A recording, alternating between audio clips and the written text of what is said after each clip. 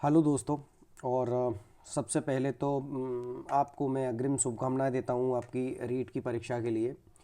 और कुछ दिन व्यस्तता के चलते मैं आपके सामने नहीं आ पाया था।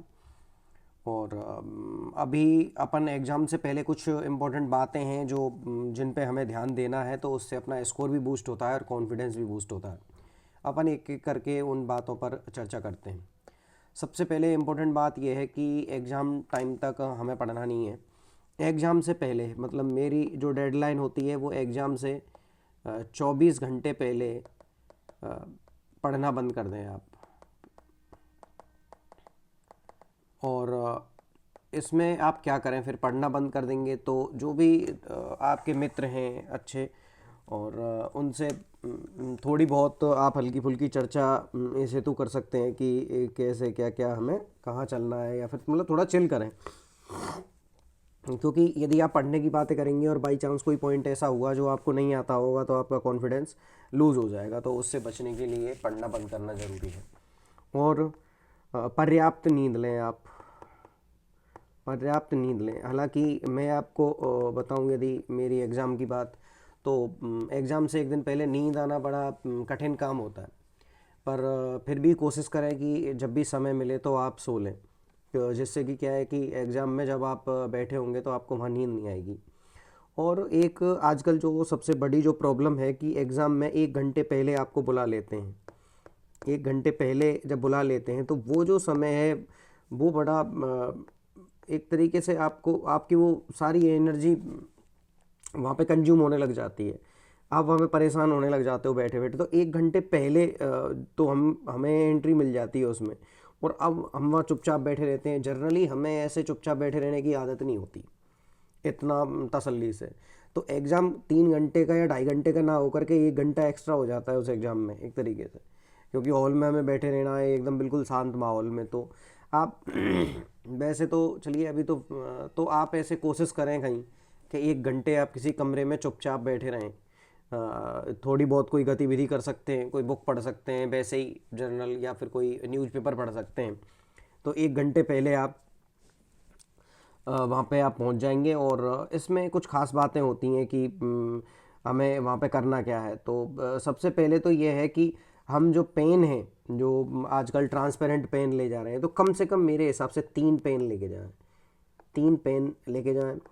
अपने एडमिट कार्ड का खूब अच्छा सा दिखने वाला प्रिंट लेके जाएं, ब्लर प्रिंट नहीं लेके जाएं। एडमिट कार्ड का जो प्रिंट है वो ब्लर नहीं होना चाहिए, वो एकदम अच्छे से दिखने वाला होना चाहिए। 3 पेन आप वहाँ पे लेके जाएं, और किसी भी प्रकार की इरेज़र वगैरह ऐसी कोई आइटम वहाँ पे नहीं ले जाएं आप।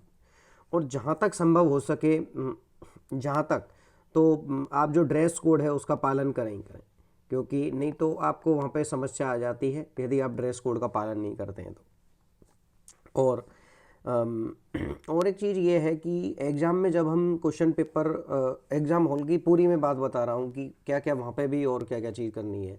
ये तो एग्ज़ाम से पहले वाली बातें हो गई कि एग्ज़ाम से पहले अपन को क्या करना है। तो एग्ज़ाम से पहले तो अपन को चिल रहना है। सेंटर पे अपने जो टाइम दिया हुआ है, मतलब परीक्षा से 2 घंटे पहले पहुँच जाएँ आप।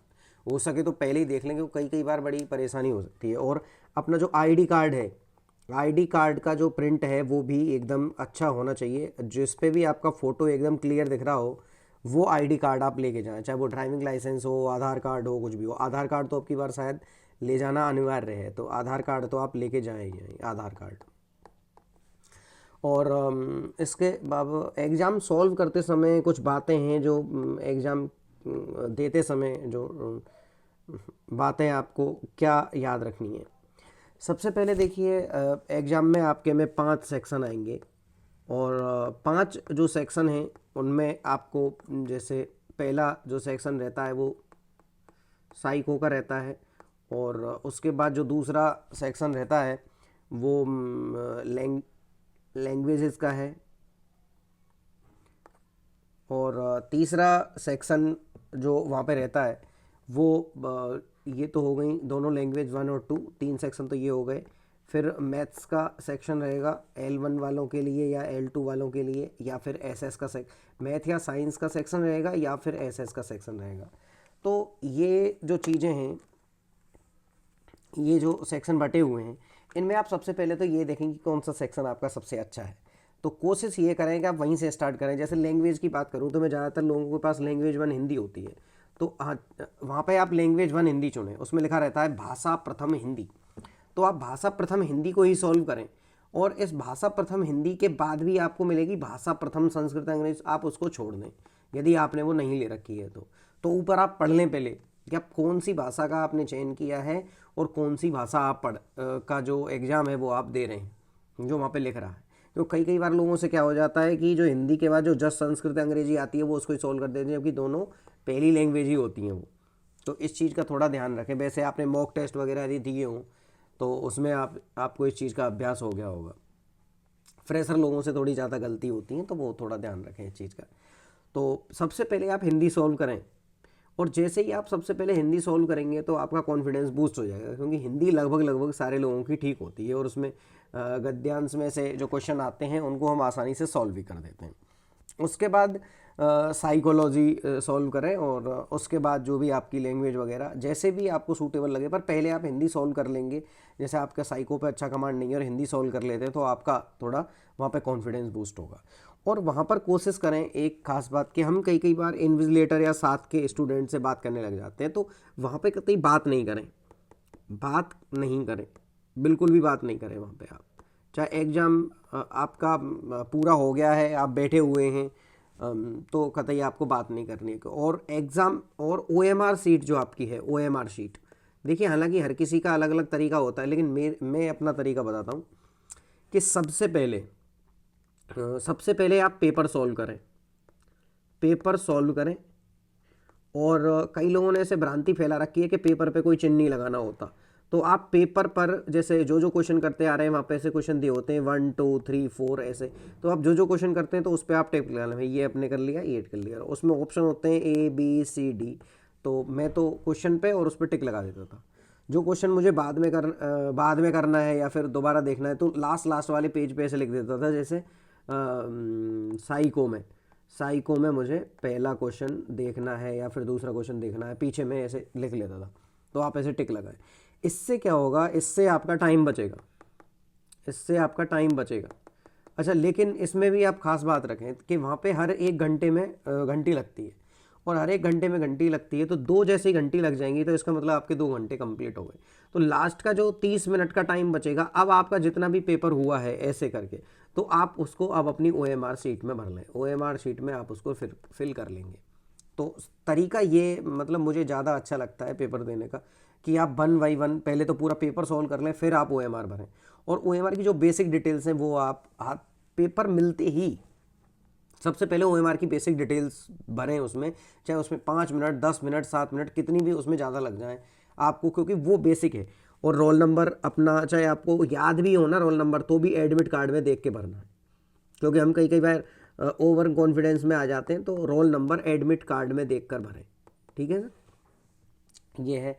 और उसके बाद ये मैंने आपको बता ही दिया, वहाँ किसी से बात नहीं करें और पेशेंस से अपना पेपर दें, खुद पर विश्वास रखें। सबसे जो इम्पोर्टेंट बात होती है वो होती है सेल्फ कॉन्फिडेंस की, और यदि आपको सेल्फ कॉन्फिडेंस है तो आप पेपर श्योर निकालेंगे। और ज़्यादा इस पेपर का आपको लोड इसलिए भी नहीं लेना है क्योंकि इसमें केवल और केवल कितने मार्क्स चाहिए आपको, 90 मार्क्स चाहिए। और ये 90 मार्क्स तो मतलब सबके लिए ही हैं खैर, और कई लोग हमारे भाई ऐसे भी होंगे जिनका कम अंकों से भी काम चल जाएगा, तो वो कम अंकों वाले भी जो है जैसे 82 83 जितने भी मार्क हैं उनकी नहीं सोचें आप ये सोचें हमको कितने मार्क्स चाहिए, अपन को 90 मार्क्स इस एग्ज़ाम में चाहिए। तो वो आसान काम है, ज़्यादा बड़ा काम नहीं है। यदि 2 सब्जेक्ट यदि आपकी अच्छी स्कोरिंग हो जाती है तो आप उनसे अंक ला सकते हैं। और मेरी तरफ से आपको परीक्षा के लिए बहुत बहुत शुभकामनाएं। आप सबका दिन शुभ हो, जिनकी भी कल परसों या जब भी एग्ज़ाम है। और जैसे ही एग्ज़ाम पेपर बोर्ड जो अपनी वेबसाइट पर डाल देता है, तो तब हम कोशिश करेंगे एग्ज़ाम पेपर में मैथ साइंस या पूरा एग्ज़ाम पेपर सॉल्व कराने की। देखते हैं तो आपका कितना फिर उसमें स्कोर बनता है, ठीक है सर। और अभी के लिए आप इतना ही, आगे और 3rd ग्रेड भर्ती मेंस के लिए और गाइडेंस के लिए अपन बात करते रहेंगे। देखिए पहले तो मैं आपको बता दूं कि चैनल का उद्देश्य ये नहीं है कि मैं आपको पढ़ा देता हूं, वो आपको बोनस है, लेकिन मेरा उद्देश्य यही नहीं है। मेरा जो मूल उद्देश्य है वो है गाइडेंस का, कि कौन सी बुक पढ़ें, कैसे करें, ये सारी चीज़ों पे अपन बात करते रहते हैं। तो थर्ड ग्रेड मेंस के लिए, सेकंड ग्रेड के लिए, फर्स्ट ग्रेड के लिए अपन बातचीत करते रहेंगे कि कैसे कैसे कौन सा सब्जेक्ट कहाँ से कवर किया जाए। तब तक के लिए जय हिंद, जय भारत।